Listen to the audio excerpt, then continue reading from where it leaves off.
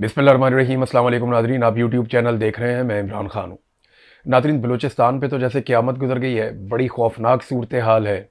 और ये मैं आपको रिपोर्ट कर रहा था पिछले चंद दिनों से, और अभी मैंने आपको पिछले वीलॉग में बताई जो सूरत हाल, वो और ज़्यादा गंभीर हो गई। DG ISPR को सामने आकर स्टेटमेंट देना पड़ा, उन्हें बताना पड़ा कि गुज़िश्ता 4 दिनों में बलूचिस्तान में क्या कुछ हुआ। पाकिस्तान की रियासत को बिल्कुल समझ नहीं आ रही। सारी फोर्स उठा के, ताकत उठा के आज़ाद कश्मीर में लगा दी है। इजाफी पुलिस वहाँ भिजवा रहे हैं, वहाँ मुख्तलिफ फोर्सेस को भिजवाया जा रहा है कि आज़ाद कश्मीर में ऑपरेशन करना है वहाँ के निहत्थे लोगों के ऊपर। लेकिन दूसरी जानिब बलूचिस्तान के अंदर जो सूरत हाल बहुत ख़राब है, वहाँ मदद नहीं दी जा रही। मैंने पिछले वीलॉग में आपको बताया कि कैसे पुलिस वालों के ऊपर अटैक होता है, पुलिस जवाबी कार्रवाई करती है। पहले हमले में ही दहशतगर्द चंद पुलिस वालों को शहीद कर देते हैं, पुलिस फौरी तौर पर जवाबी कार्रवाई करती है, और जो आसपास पुलिस है उसको भी बुलवाया जाता है।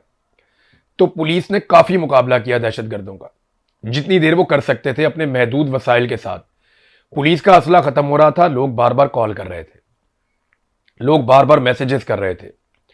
हत्ता के नौजवानों ने सोशल मीडिया पे डालना शुरू कर दिया कि पुलिस के पास हथियार खत्म हो गए हैं, पुलिस मजीद मुकाबला नहीं कर पाएगी, फौरी तौर पे इमदाद भेजी जाए। इंतजामिया को कई मरतबा राब्ते किए गए, लेकिन इमदाद नहीं पहुंची। आसपास बहुत सारी सिक्योरिटी फोर्सेज हैं, कोई नहीं आया। जो मदद आनी चाहिए थी, जो फौरी तौर पे पहुंचनी चाहिए थी, क्विक रिस्पांस होना चाहिए था, वो रिस्पांस नहीं मिला, और उसकी वजह से काफ़ी पुलिस वाले शहीद हो गए। और जो दहशतगर्द हैं वो जाते हुए 18 पुलिस एहलकारों को निहत्ता करके, क्योंकि हथियार उनके ख़त्म हो गए थे, तो उन्हें निहत्ता करके उन्हें यरगमाल बनाकर अपने साथ ले गए। और आज खबर ये आई है कि उन 18 पुलिस एहलकारों को भी जो यरगमाल थे शहीद कर दिया गया। ऐसे दहशतगर्द किसी किस्म की भी रियायत के मुस्तहिक नहीं है, उन्हें रियायत मिलनी भी नहीं चाहिए। उनके खिलाफ बदतरीन ऑपरेशन होना चाहिए, और उन्हें बिल्कुल उसी जबान में जवाब देना चाहिए जिन्होंने निहत्ते मगवी पुलिस एहलकारों को शहीद किया है। यानी वो लड़ तो नहीं रहे थे ना, वो निहत्ते थे, मगवी थे, और उन्हें शहीद कर दिया गया।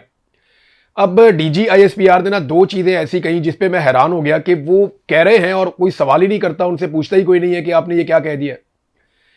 एक, वो ये कह रहे हैं कि उस रात जब पुलिस की दहशतगर्दों के साथ लड़ाई हुई थी तो दहशतगर्द फरार हो गए थे अपनी लाशें छोड़कर। लेकिन सेम टाइम में वो ये कह रहे हैं कि दहशतगर्द जाते हुए 18 पुलिस एहलकारों को यरगमाल बनाकर अपने साथ ले गए। अब ये 2 खबरें एक साथ तो हो ही नहीं सकती। यानी एक तरफ कह रहे हैं कि दहशतगर्द फरार हो गए, लाशें भी छोड़ के भाग गए, लेकिन जाते हुए 18 पुलिस एहलकारों को यरगमाल बनाकर साथ ले गए। अब ये कैसे हो सकता है? फरार होने वाला तो एक आदमी को भी साथ यरगमाल बनाकर ले जाए तो बहुत बड़ी बात है, और अगर कोई हथियार फेंक कर लाशें छोड़कर भागा है तो वो यरगमाल कैसे बनाकर ले जा सकता है? तो जो मैंने मकामी जराए से बातचीत की वो मुझे ये बताते हैं कि वहां पे दहशतगर्दी हुई है बड़ी खौफनाक, और कोई भी नहीं पहुंचा। दहशतगर्दों ने पुलिस वालों का सफाया किया और उनके ऊपर बहुत बुरा कत्लेआम किया, और फिर बाकी पुलिस वाले जो वहां मौजूद थे, जब उनका एमुनिशन खत्म हो गया तो उन्हें घेर लिया, और घेर कर उन्हें साथ लेकर चले गए यरगमाल बनाकर। ये वो कार्रवाई हुई है जब वहां कोई मदद नहीं पहुंची, कोई सरकारी कुमक नहीं पहुंची। इजाफी कुमक जो है वो कश्मीर में तो फटाफट पहुंच जाती है, इलेक्शन में धांधली कर दी हो तो फटाफट पहुंच जाती है, इमरान खान के खिलाफ कार्रवाई करनी हो तो फौरन इजाफी कुमक मौजूद होती है। अगर आज पाकिस्तान तहरीक इंसाफ का कोई एक बंदा जलसा अनाउंस कर देना उस इलाके में जहां पे ये दहशतगर्दी हुई है, तो फटाफट इजाफी कुमक पहुंच जाएगी, हर तरफ से आ जाएंगे निकलकर। लेकिन जब पुलिस वाले वहां पे शहीद हो रहे थे, निहत्ते हो रहे थे, उस वक्त इजाफी कुमक नहीं पहुंची। ये शिकवा बार बार इलाके के लोग कर रहे हैं। फिर वो यरगमालों को ले गए बनाकर साथ अपने 18 लोगों को, और उनको शहीद कर दिया। इससे बड़ा जुर्म कोई और हो नहीं सकता। रियासत की जिम्मेदारी है कि उन्हें निशाने इबरत बनाया जाए। फिर एक और दहशतगर्दी का वाकया होता है। 27 पुलिस एहलकार यहां पे जम भक हो गए। फिर फोर्सेस के ऊपर एक और अटैक हुआ, और यह आज के दिन में हुआ। 11 जवान मजीद शहीद हो गए। तो अब तक 42 जवान शहीद हो चुके हैं गुज़िश्ता 4 दिनों के अंदर। ये 3 से 4 दिनों के टाइम में 42 जवान शहीद हो चुके हैं। सिविलियंस भी कई शहीद हो चुके हैं। अभी इतला आई थोड़ी देर पहले कि कोयटा में बच्चे खेल रहे थे तो वहां पे एक धमाका हुआ। उस धमाके के नतीजे में 2 बच्चों की अब तक कंफर्म इतला आई कि वो शहीद हो गए, और बहुत सारे बच्चे जख्मी भी हो गए। ये बलूचिस्तान जल रहा है, बलूचिस्तान की ये सूरत हाल, और किसी को फिक्र ही नहीं है। बात बताई कोई और जाती है। डीजीआईएसपीआर कह रहे हैं हमारा ऑपरेशन कामयाब हो गया। यानी मगवियों के पीछे जब सिक्योरिटी फोर्सेस गई और उन्होंने दहशतगर्दों से लड़ाई की तो डीजीआईएसपीआर ने कहा कि हमने वहां पे एक कामयाब ऑपरेशन किया। लेकिन कामयाब ऑपरेशन का नतीजा यह है कि एक भी पुलिस एहलकार दहशतगर्दों से वापस जिंदा नहीं आ सका। तो यह कामयाब ऑपरेशन आप कैसे कह रहे हैं? फिर एक तरफ आप कह रहे हैं कि 18 पुलिस एहलकार जिन्हें मगवी बनाया गया था उन्हें शहीद कर दिया गया दहशतगर्दों की जानिब से। दूसरी तरफ आप कह रहे हैं कि उनको छुड़ाने के लिए जो सिक्योरिटी फोर्सेस गई थी उन्होंने एक कामयाब ऑपरेशन किया है। अब इसके बारे में ना बड़ी कंफ्यूजन फैलती चली जा रही है कि सिक्योरिटी फोर्सेस एक्चुअली वहां पे कर क्या रही है, उनकी प्रायोरिटी क्या है। सरफराज मुफ्ती को लाकर वहां पे मुसल्लत किया हुआ है, अवाम की कोई नुमाइंदगी है नहीं, अवाम की कोई बात सुनता नहीं है। मकामी लोग चिल्ला चिल्ला कर मर जाते हैं कि इस जगह पे दहशतगर्द आए, इस जगह पे दहशतगर्द आए। वहां सिक्योरिटी फोर्सेस ऑपरेशन ही नहीं करती, वहां जाकर कार्रवाई नहीं करते। जो लोग निशानदेही करते हैं उनको उठा लिया जाता है, उनके साथ ज्यादती की जाती है। अब मैं आपको एक इलाका बताता हूं, ये जो लोग वहां रहते हैं वो कंफर्म कर सकते हैं कि अनावरक, जरगून और मांगी ये इलाके साथ साथ हैं। इनके बीच में जो पहाड़ियां हैं जो कोयटा के बहुत करीब है, वहां पे दहशतगर्द बहुत बड़ी तादाद में बैठे हुए हैं। और ये जो दहशतगर्द वहां पे बैठे हुए हैं मुसल्लह जत्थे हैं। इन्होंने अलग अलग अपनी एरियाज बनाए हुए, अपनी कमीनगाहें बनाई हुई हैं। और सिर्फ यहां पे दहशतगर्द नहीं है, याद रखिएगा इसी एरिया में सिक्योरिटी फोर्सेस की भारी नफरी भी तैनात है, भारी भरकम हथियारों के साथ। तो सिक्योरिटी फोर्सेस भी वहां पे बहुत तगड़ी हैं और दहशतगर्द भी वहां पे तगड़े होते चले जा रहे हैं, चाहे वो बीएलए है चाहे वो टीटीपी है। तो ये बहुत बड़ी तादाद में है। मकामी लोग कह रहे हैं कि ये कैसे मुमकिन है कि वो पुलिस के ऊपर आकर अटैक करते हैं। और पुलिस क्या कह रही है? मुझे एक पुलिस वाले हैं दोस्त, मैं उसका नाम नहीं ले सकता, उसके लिए बहुत प्रॉब्लम हो जाएगा, सीनियर ऑफिसर है, उसने मुझे राब्ता किया। उसने कहा जी पुलिस में बहुत बड़ी मायूसी फैल रही है बलूचिस्तान में। पुलिस ये कहती है कि हमें फ्रंट लाइन पे लड़ने के लिए रखा हुआ है, हम मुकाबला करते हैं, हमारी मदद नहीं आती और हमारी लाशों को ओन भी नहीं किया जाता बाद औकात, और हमें अकेला भी छोड़ दिया जाता है मरने के लिए। तो ये क्या सूरत बन गई है। और देखें जो लोग शहीद हुए ना वहां पे, याद रखिएगा ये बलूचिस्तान के बच्चे हैं। जितने लोग यूनिफॉर्म में शहीद हुए ये बलूचिस्तान के बच्चे थे। कोई पश्तून है बेचारा, कोई बलोच है। और ये डीजीआईएसपीआर ने खुद कहा कि ये वहीं के रहने वाले हैं जो शहीद हो गए। आज एक फातह ख्वानी हो रही थी, वहां पे मेरे कुछ दोस्त गए, उन्होंने जाके फातह ख्वानी की, वहां जाकर बातचीत की। तो उन्होंने सबने शिकवा किया इस बात का कि अगर पीछे से ताजा कुमक पहुंच जाती या मजीद हथियार आ जाते तो ये लोग ना यरगमाल बनते और ना ये लोग शहीद होते। लेकिन मकामी जो पुलिस वाले हैं या जो सरकारी अफसरान हैं या एहलकार हैं, उनकी हिफाजत का कोई बंदोबस्त ही नहीं है और कोई मुकाबला करने के लिए आता भी नहीं। उस वक्त जिस वक्त वो अभी थोड़ा सा पहले ईद के दिनों में जो हुआ, वो तब से लेकर अब तक एहतजाज जारी है। 3 मुख्तलिफ जगहों पर बलूचिस्तान में इस वक्त धरने देकर अवाम बैठी हुई है और वो एहतजाज कर रहे हैं किसके खिलाफ? पाकिस्तान की सिक्योरिटी फोर्सेस और जो बलूचिस्तान की हुकूमत है उसके खिलाफ, कि हमारे साथ ज्यादती हो रही है, हमें तहफ़्फ़ुज़ नहीं दिया जाता। कभी उनके कंटेनर पकड़ के उन्हें आग लगा दी जाती है, कभी उनके बंदे अगवा कर लिए जाते हैं। अभी एक एसएचओ और कुछ पुलिस वाले पैसे देकर वापस आए हैं, बातचीत कर पैसे देकर वापस आए हैं। यह सूरत बलूचिस्तान में हो गई है। कानून की अमलदारी मुकम्मल तौर पर खत्म हो गई है, जंगल का कानून वहां पे बन गया और बलूचिस्तान पूरा जल रहा है। ये क्यामत बर्पा हो गई बलूचिस्तान पे। 27 घरों के अंदर तो सीधी सीधी लाशें गई हैं पुलिस वालों की। इसके अलावा अलग से शहादतें होती चली जा रही हैं। अभी बच्चे शहीद हो गए थोड़ी देर पहले, मैंने आपको बताया। तो अगर कामयाब ऑपरेशन है तो मगवी रिहा क्यों नहीं हुए?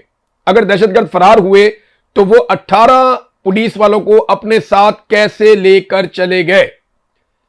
और कोयटा की सराउंडिंग में दहशतगर्दों की अक्सरियत कैसे बढ़ती चली जा रही है? ये वो सवालात हैं जिनके हमारे पास अभी जवाब नहीं है। एक घिनौना खेल बलूचिस्तान में खेला जा रहा है और 1 2 नहीं 4 5 सोर्सेज ने मुझे यह बात बताई कि माजी में जो लोग जिनके सरों पे इनाम थे, जिन लोगों के जो जराइम पेशा है, दहशतगर्द हैं या जो स्मगलर टाइप के लोग हैं, उनको इकट्ठा करके प्रॉक्सीज तैयार की जा रही हैं कौम परस्तों के खिलाफ कि जनाब तुम इन लोगों को मारो, तुम्हें हम खुली छूट देते हैं, तुम कौम परस्तों को दबाओ, कौम परस्तों को मारो, उसके बदले में ये दावा किया जा रहा है। मेरे पास डायरेक्ट तुम्हें बलूचिस्तान में नहीं बैठा हुआ ना, लेकिन जो बलूचिस्तान में मेरे दोस्त हैं वो ये बताते हैं कि हम हैरान हो रहे हैं कि ऐसे लोग जिनके सरों के ऊपर इनाम था वो अब काफिले लेकर घूमते हैं, हथियारबंद होकर घूमते हैं और कौम परस्तों के खिलाफ तकारीर करते हैं और उन्हें लॉन्च किया जा रहा है कि जाके कौम परस्तों को मारो। भाई एक मलेशिया, एक ताकत या एक चीज को कंट्रोल करने के लिए आप दूसरी चीज क्रिएट करते हैं, वो मॉन्स्टर बन जाती है, फिर आप उसके साथ लड़ना शुरू हो जाते हैं, फिर आप तीसरी क्रिएट करते हैं कि हम दायरे में ऐसे ही घूमते रहेंगे हमेशा। क्या कभी इन चीजों से जान नहीं छुड़वानी? वो सहाफियों को इकट्ठा करके ले जाते हैं बार बार। अब ये लगातार गुज़िश्ता चंद महीनों से हो रहा है। हर दूसरे हफ्ते सहाफियों का एक वफद उठाते हैं, उन्हें जहाजों में बिठाते हैं, वीआईपी तरीके से कोयटा पहुंचा देते हैं, और एक दो और एरिया में कभी तुरबत ले जाते हैं, कभी कहीं और। वो पूरा पहले सिक्योरिटी का बंदोबस्त, पहले पूरा स्टेज तैयार किया जाता है, सहाफियों को ले जाके वहां छोड़ा जाता है। देखिए आप ये वाली पहाड़ी पे चढ़ के देखें, आपको कोई दहशतगर्द नहीं नजर आएगा।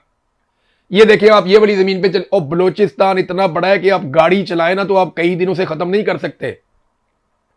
आप तेज तरीन गाड़ी भी चलाएं ना तो आप कई दिन बलूचिस्तान पूरा नहीं फिर सकते, इतना बड़ा बलूचिस्तान है।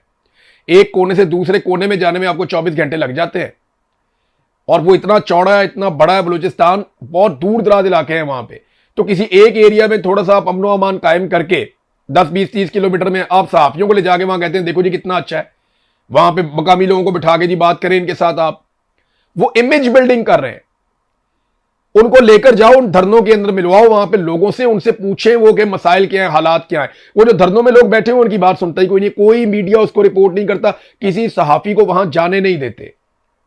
वहां लेकर जाए ना जहां पे लोग धरने देकर बैठे हुए हैं, चमन के पास लेकर जाएं जहां पे लगातार ड्रोन हमले हो रहे हैं, लड़ाई बढ़ती चली जा रही है, वहां लेकर जाएं। बॉर्डर के साथ साथ फिराएं जहां पे ये सारी काश्त लगी हुई है, जहां पे सारी की सारी मंशियात की काश्त हो रही है, वहां लेकर जाएं।